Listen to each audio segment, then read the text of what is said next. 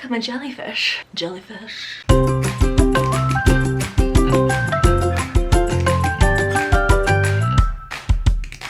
What's up creatures, it's Em and welcome back to my channel. If you're brand new to my channel, welcome. My name's Em, I'm a former zookeeper and I'm a digital animal educator. Today I'm going to be upgrading my juvenile Crested Gecko Sploot from his starter enclosure to his final finished enclosure. Why do you look so awkward?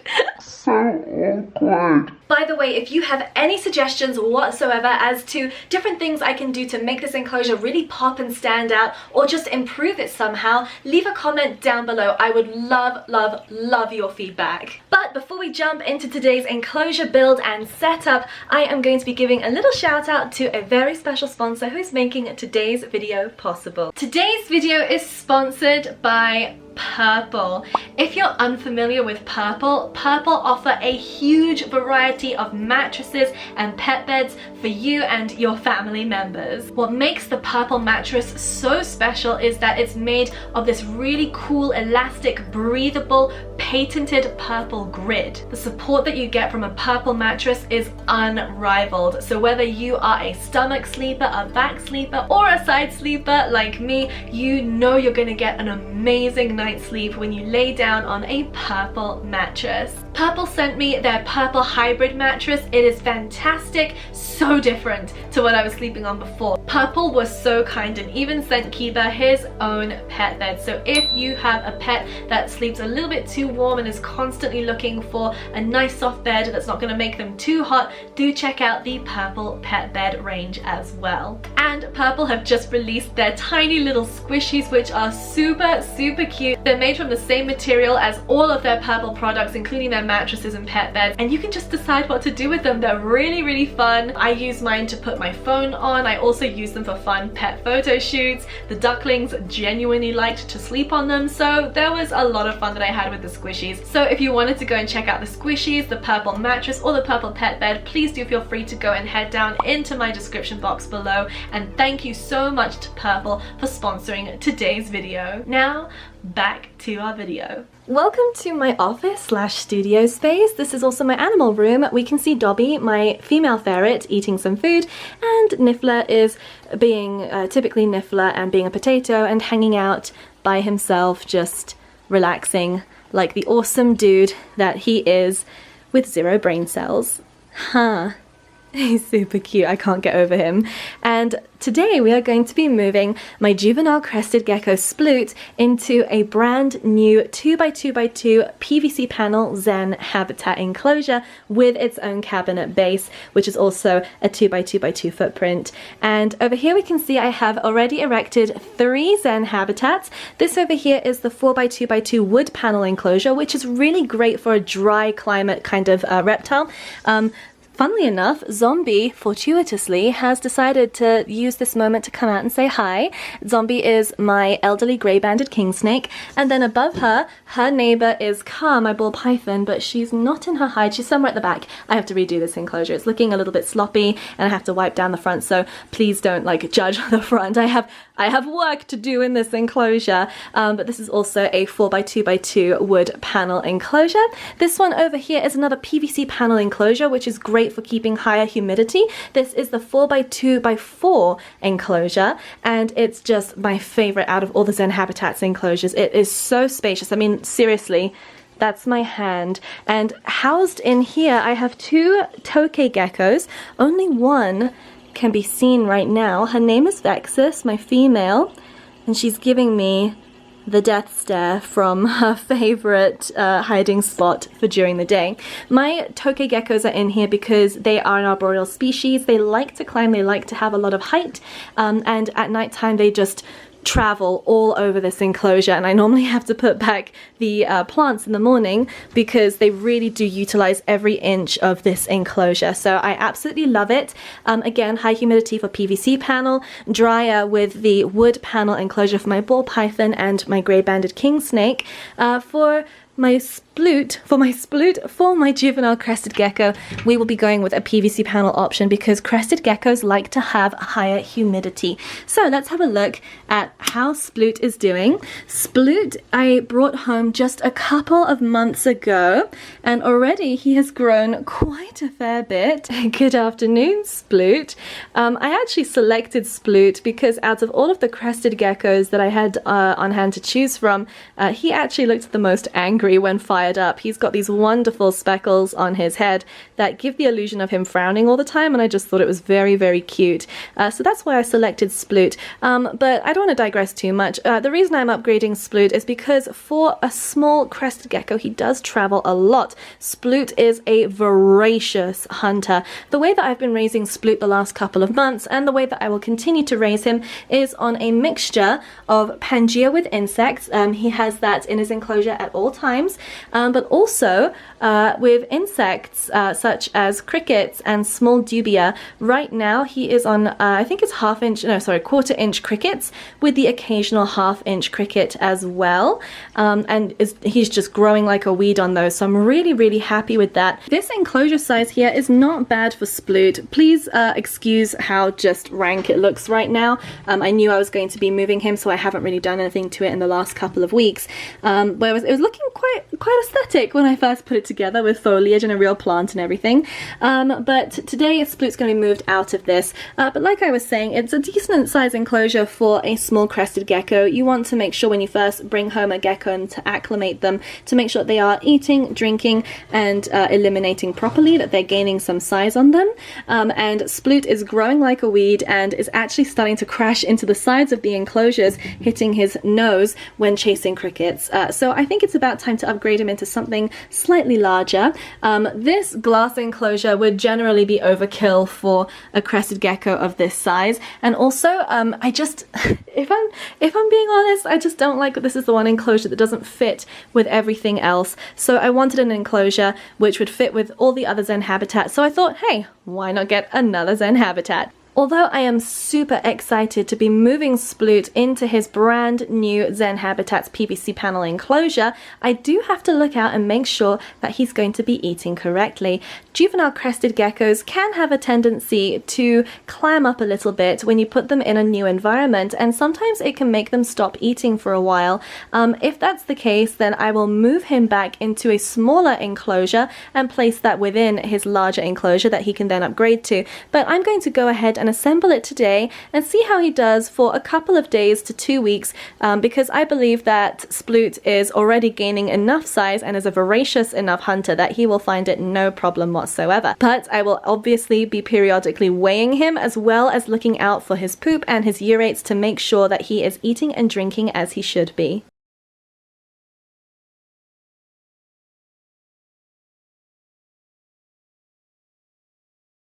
Let's go ahead and move this one succulent that I haven't killed. I don't know about you, but I find succulents really difficult to maintain. I think I just either overwater them or underwater them far too much. Oh, this is fun.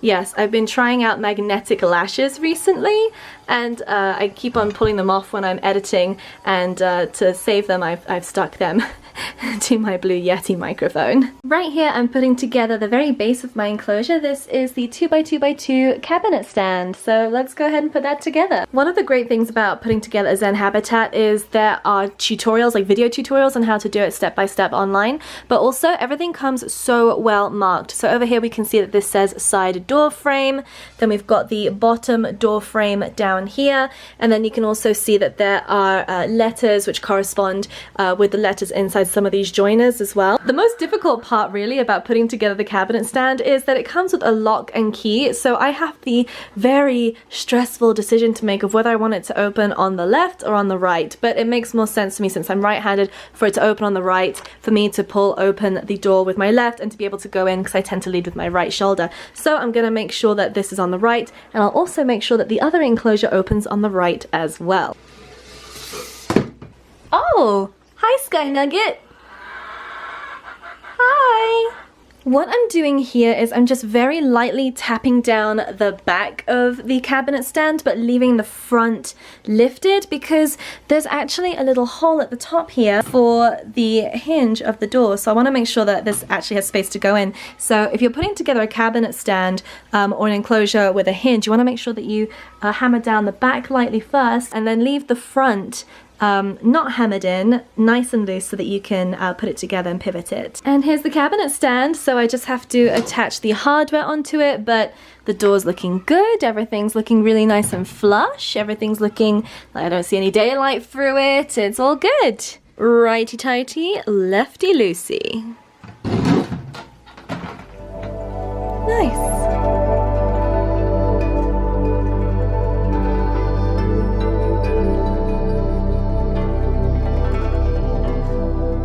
At the back, I decided to go with the completely hard grommet, which doesn't have any opening, although I can very easily pop that out and put this grommet in instead, which has the ability to squeeze wires through, but I'm not going to need to put anything inside Sploots' enclosure.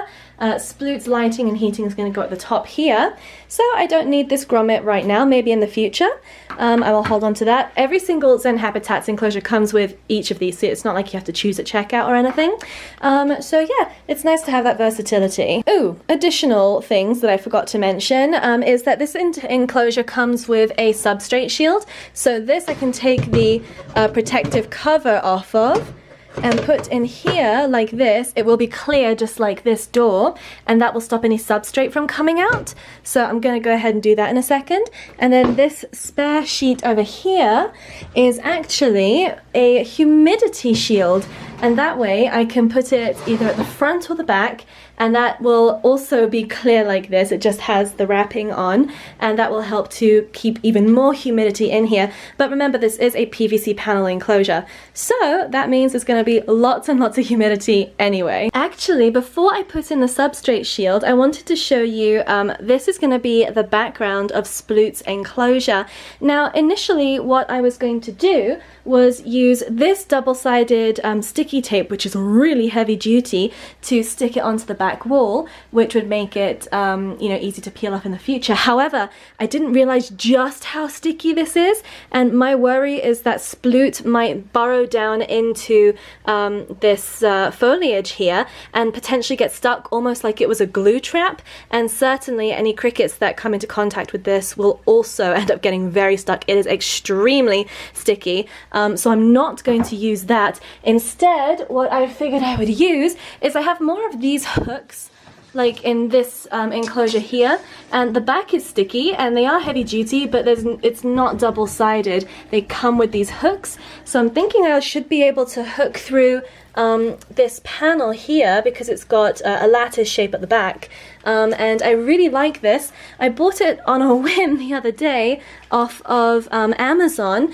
and it's from the Nearly Natural store. I will link them down below, but it is literally the perfect size for in this enclosure, so I'm really excited to see how that comes together. I think it was kind of expensive. It's like $40, but I just think it's going to have a really nice effect in here, so let's go ahead and put it up. I'm happy with the placement of the hooks. They're literally as far into the corner as they will go. I thought I could probably trim around it just to make it even smaller, but actually having all of this sticky area at the back, it's not double-sided, the only sticky part is at the back, is going to help with holding such a heavy duty piece of fake foliage. So I've got two, one in that corner, one in that corner. I don't think I'm going to need one in the middle, but that remains to be seen. Oh, I love it. I love it so much. What I am going to have to do, like now that I can have a look at how it is with the two sides up, I know I'm going to have to put another hook behind because it's a bit saggy here. So I'm going to put another one near the top here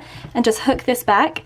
Okay, I'm liking this upgrade a lot. Let's have a look at the size difference between Sploot's new enclosure and Sploot's old enclosure. Oh my goodness, all of the climbing space. Well, it's looking even brighter in here now because I've laid down some paper towel. What I was actually going to put down originally was this Eco Earth, but I'm going to save that until Sploot is a little bit older.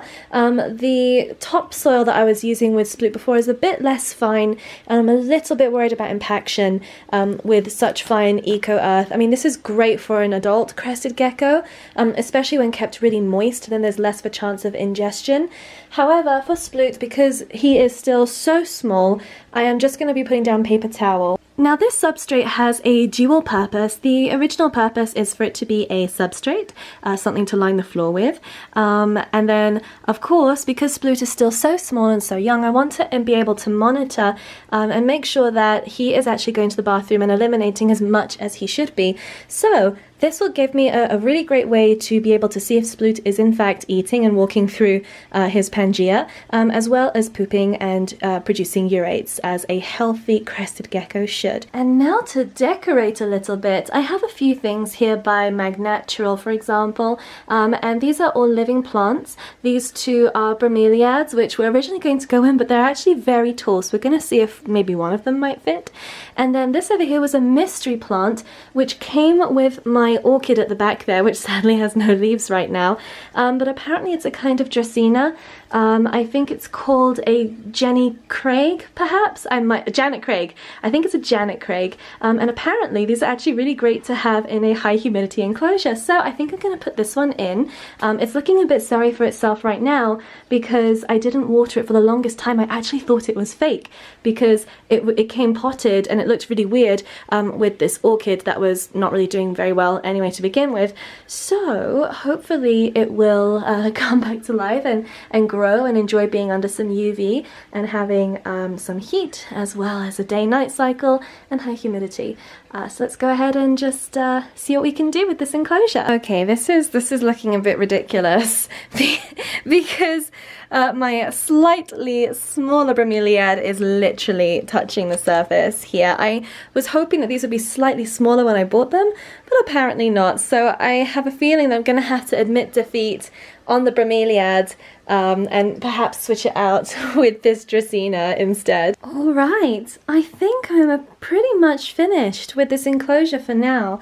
I'm sure you have plenty of questions about it, for example, why I didn't go bioactive and a couple of other questions. I'm going to see if I can answer some of those now. So I'm going to explain the reason behind why I've chosen certain pieces of decor and why things are positioned the way they are. I've already told you about the substrate. That's going to have a dual purpose, and what I have here are two different plants, thankfully not really touching the surface. I deliberately moved this Dracaena's leaves up so that it will grow a bit more strong, rather than just curling them down like this leaf over here and putting it down the back. So I have these plants in here. I love live plants, so I think that they always look so much nicer in an enclosure. I think it also gives something extra for the gecko to be able to snuggle into. Similar to the bromeliad over there, it has little grooves that the Crested Gecko can relax in and sleep if it wants to. And then I also have this here for a similar purpose. Again, it is decor, but it's also a nice hiding spot for the Crested Gecko. And you'll also notice that I have two different ledges in here. This is a Magnaturals ledge. It has magnets on the back. You can actually see two sets of magnets there and there. And then this over here is actually a food and water dish. Now I'm not going to be filling up the water because Crested Geckos don't really drink standing water. And if I were to fill it to the top, there is a potential for Sploot to drown if they were to fall in there. So what I'm going to do is I'm going to get little cups and fill them with some Pangea. So you get cups that fit this exact footprint, and I'm just going to fill up a little bit so that Sploot can go in and lick it. His or her food. Again, I don't know if he's a male or a female. And I also have, even though Sploot can very easily climb this PVC panel, I have some tree bark here. Again, it's dual purpose because, well, triple purpose, it looks nice, but it's also leading up to the food in case Sploot ever finds himself on the floor and just for whatever reason doesn't want to climb up. He can climb up here. It's got a lot more grip, and it's also really great because it's from his old enclosure, which will have a familiar scent on it and a familiar taste, and Sploot likes to usually sleep like tucked between the floor and the little crevice, the shadowy crevice. So it's also helping to provide some shadow. Crested geckos don't want to be out in the open in the sun all day long, so it's also a nice shadowy area. For that same reason, I positioned this mag natural above this section here. This is going to be the section closest to the door, which I will monitor every day and make sure that the Pangea diet is not sort of fouling, and that's, you know, easy access to remove the food. And then under here, this one's more shadowy, so Sploot, I've noticed, has a tendency to sort of hang out where his food is, so I thought that this might encourage him, if it's darker here, due to the ledge above it, for him to just sort of hang out. And I wanted to keep things fairly minimal for now. I know it's not super minimal. I mean, some people literally keep their crested geckos with like a half log, for example, and nothing else, which I personally don't really like or agree with. But for now, while Sploot is getting used to his new enclosure, I want to be able to lift things out, clean up, and also be able to find him easily enough. So that's very important to me. Being able to monitor Sploot is going to be absolutely crucial. I've also left space because if I feel for whatever reason that Sploot is stressed out in here, then I can move his old enclosure into that footprint, and at least he'd still be able to benefit from the ambient temperature in there as well as the humidity. So that's also a possibility. Hi zombie, you just hanging out? And you might also be wondering why it is that I've chosen not to go bioactive, and the reason is a very simple reason, two reasons actually. The first being, number one, I don't want to have too much loose substrate for now because Sploot is still so small, but the second and more practical reason is that I don't know where I'm going to be living in the next 6 months to a year. So if I were to set up a bioactive, then I'd have to be very careful with the transportation, but I don't know if I'm going to be staying in Colorado or moving up the road or the next state over or half the country over, so it just makes it a lot easier not to do a bioactive. But when I am settled properly, then I would love to create all of these enclosures as bioactives. And I'm gonna go ahead and put Sploot in and give him a good sort of half hour or so to explore and hide before the lights go out. Then I'm not going to put any food in tonight, no crickets, nothing. I don't want to stress him too much. So he's just going to go straight in there, get a little spritz of hydration, and then be left to chill. Then I'll find him in the morning. Sploot, could you look any more lifeless? Come on, I know I'm going to startle you. Wakey, wakey. I know. I'm so sorry. Come here. Thank you. There you go. You're okay. Alright, here we go. Sploot's about to go into his brand new enclosure. Go on. Good job.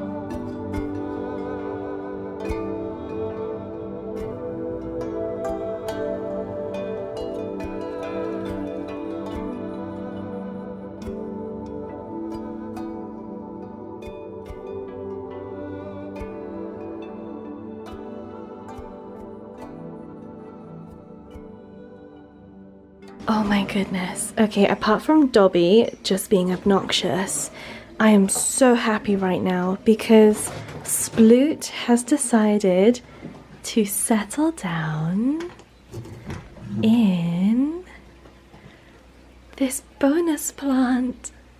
Hi. And he went down there all by himself. I didn't place him there for the shot. That's just where he feels comfortable. Oh, I'm so happy about that. Oh, that's just, that makes me so happy. If my animals feel comfortable in an environment that I've created, my job is done. That is so great. And finally, to round out the video, here's just a useful list of everything you can see here with today's enclosure that we put together. So the actual enclosure itself is from Zen Habitats. Again, I will link them down below. This is their 2x2x2 PVC panel option. I chose PVC because that encourages higher humidity as opposed to the wood panel enclosure, which you can see next to it. This over here is the 4x2x2 option in wood, again for not so much humidity, but this is the PVC option. Every Zen Habitats enclosure comes with a substrate shield, which is optional for you to use. If you want to use it, it means that if you use a loose substrate such as a topsoil or a sand or a kind of jungle bark, that way it won't come out when you open the door, but it doesn't detract from the overall beauty and flow of the enclosure. You cannot really see it, so that's something that you can use, or you can choose not to use it. Every enclosure always comes with 2 grommets, so one grommet that you can see over here is the flexible grommet for threading through wires from your enclosure out the back, but I have chosen, because Sploot is such a small creature, a more closed grommet, which actually you can't see now because it's right at the back, but it is just a solid grommet. The enclosure comes with a twisty lock, which is super secure, and the enclosure also came with this additional humidity shield. It's not attached to the enclosure, it's easily removable, it just sits on top. And that just means that any time that I spray either through the mesh at the top or I open and spray inside, that circulates the humidity and it keeps the humidity higher, which is really useful. Where are you going, Sploot? Are you coming out to say hi? At the top, I'm using some Zoomed lighting. I can't remember exactly what this is. I think it might be their canopy, but I could be wrong. But yes, it's a Zoomed light, but I will be switching in this enclosure eventually to what I have in every other enclosure, which I believe are the superior lights, and these are by Arcadia. They're for shade dwellers, the lights that I'm using. So all of my animals in this room are usually either crepuscular, meaning they wake up dawn and dusk, or they are completely nocturnal. But I'd just like to have the ability for my animals to bask if they wish to have it. I do believe in providing every reptile with UV, and a quality UV at that. So if you want to find out more, you can go down into the links in my description and you can find out more about Arcadia. And then at the bottom here, the actual PVC panel enclosure is sitting on a cabinet stand. This here is the 2x2x2 cabinet stand. It does open up, so if I do this, you'll be able to see that there's plenty of space on the inside to keep anything that you don't want necessarily out in the open. So I just have some soil, some decor, and Sploot's old enclosure down there. And then for the 4x2x2 options, I also have them all sitting again on cabinet stands, and they do open, so as you can see, they open up and they hide all the things that I don't necessarily want on display all the time. I also got these stickers from Zen Habitats. They came inside the hardware, so there's a sticker over there and a sticker over here, but it's up to you if you want to use the stickers. I just think they look really nice, so I decided to stick them there. And I think that that kind of just rounds everything out. If you have any other questions, you can feel free to leave them down below in the comment section, and I will try and get back to as many of you as I can. The plants that I chose to use for Sploot, they are very safe for crested geckos. They are 2 dracaenas. For my toques, they're inside. Sorry, I'm laughing because I can just see Okitoke around the back there. They are in this 4x2x4 enclosure, again by Zen Habitats. It's again a PVC option. I'm not finished with it. I'm hoping to get another pothos and perhaps suspend it from these support beams up here, and then have the vines trailing down to cover a bit more of the background. I did used to have a rocky background, very much like these rock backgrounds here, which honestly are fantastic. They are by Universal Rocks. I will link them. That's not an affiliate link or anything, it's just letting you know where to get it. Zombie likes hers the most. Car uses hers when she's in shed, but my toke geckos were not spending as much time as I would have hoped for them to use on that rocky crevice. They seem to prefer having the space to dart quickly on a flat surface, so I removed theirs. But I do think it would be nice just to fill in some of the gaps and to be able to see more greenery, especially maybe going up this cable at some point to hide it. That's what I was training this neon pothos for. I had to clip it back because I messed up a bit and I underwatered it and some of the leaves went crispy.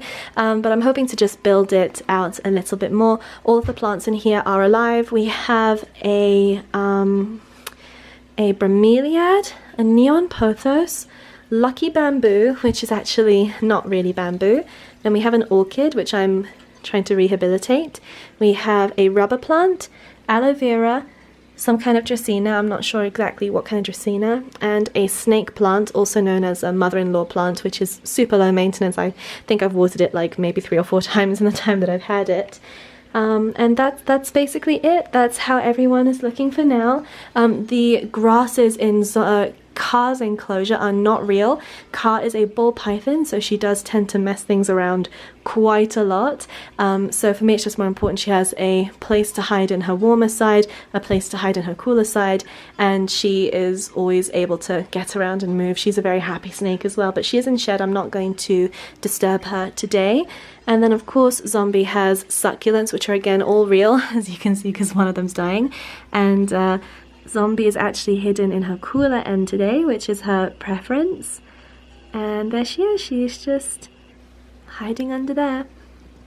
All of the slates are from garden centers, and a little tip for you is if you wanted to replicate something like this for snakes that like to hide in rocky crevices, if you go to your local garden center or hardware store where they have an outdoor section for gardening, a lot of these came broken and they give you a discount, and that's what I wanted, not just lots of nice flat uniform pieces. Where are you going, Sploot?